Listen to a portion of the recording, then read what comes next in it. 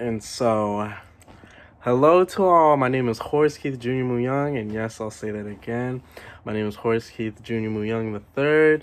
Um, my middle name Keith Jr. Moo-Young. It comes from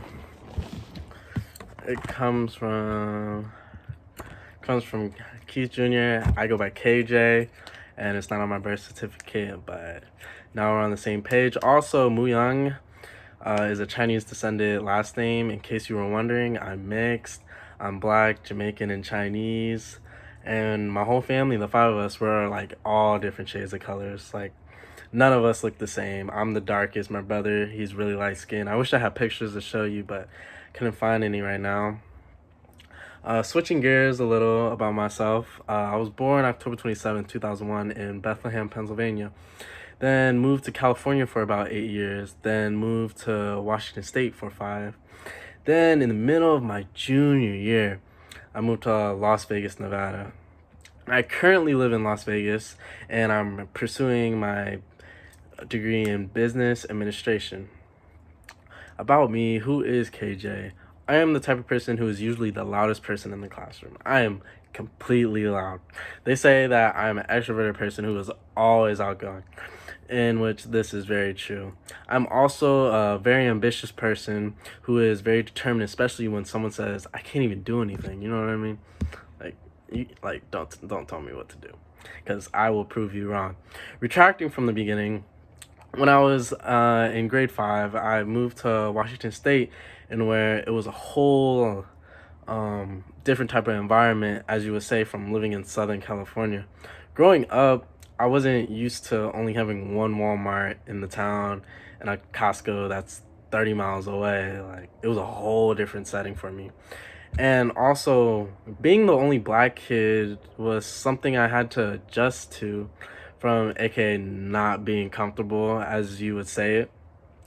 The beautiful thing about this experience is I realized not everybody sees color, as you would see like on social media and on TV, but they see people for like who they are and about their personality and character.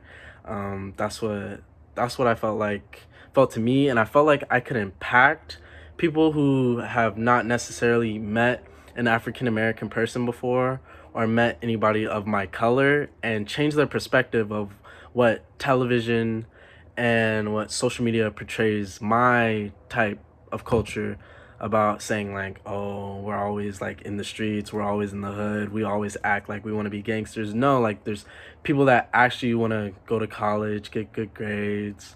Like, it's a whole different setting, and I felt like they were surprised in seeing me. They're like, dang, this kid actually grinds, this kid actually works. And moving to each state, I switched a sport in each state. Living in California for 8 years, I grew up playing football, basketball, baseball all the time.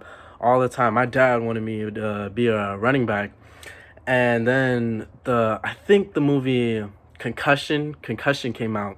It was a movie about this doctor doing a study about on concussions into the brain and with football. And we watched that movie, and it kind of like messed my dreams up of playing in the NFL one day. And so that's what happened. And so I played basketball and baseball in Washington, but basketball was kind of iffy because I didn't get the gene my brother did. My brother's 6'6", and I'm only 6 foot. And so I kept playing the game of baseball, and I hated the game for the longest.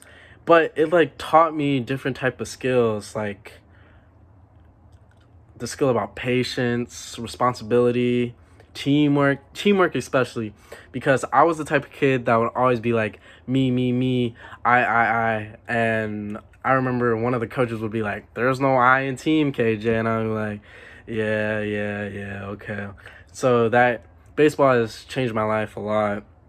And one of my main goals was to play in the MLB one day. I'm still playing baseball, and I'm playing for the college right now. And it is my dream to get drafted one day and be on that big television. One of my main goals in life is to start up a business out the mud, as you say it.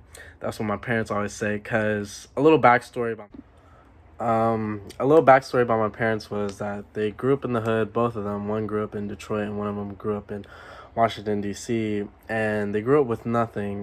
My dad's parents were immigrants, and my mom's, they didn't grow up with anything really.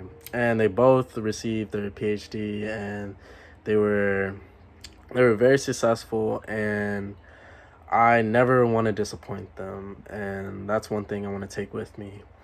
And following up in conclusion, in my 18 years of being in this world, I've already experienced so many things from being a crying baby until I entered this age where I'm no longer a child. I matured to make my own decisions, but not literally because I'm not independent. I still live under my parents' roof. Ooh, the last point I want to talk about is my grandmother. My grandmother is my best friend. She was diagnosed with MS. She was diagnosed with MS over the past 40 years, and she's also dealing with and struggling with Alzheimer's, and she kind of doesn't remember my name, and she sometimes doesn't remember to change her clothes or when to wash herself or when to eat, really. And this type of responsibility kind of took upon me when I was about 12 to 13 years old, when I started reading devotions to my grandmother every Sunday night. And so as I got older, I felt more accountable for my grandmother.